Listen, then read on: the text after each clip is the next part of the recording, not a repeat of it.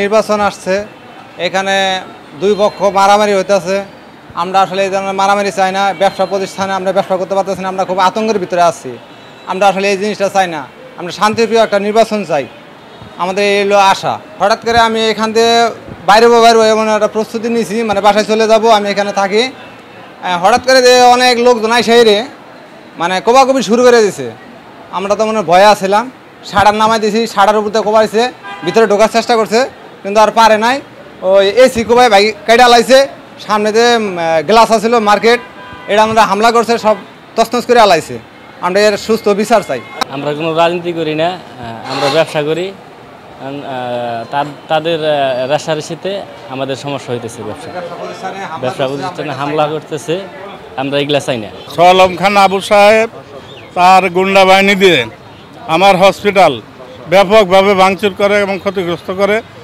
আমার হসপিটালে অনেক রোগী ছিল, তারা আতঙ্কিত হয়ে অনেকেই প্রাণ বাঁচানোর জন্য দৌড়াদৌড়ি করে, এভাবে তারা হসপিটালে হস্তক্ষেপ করেন।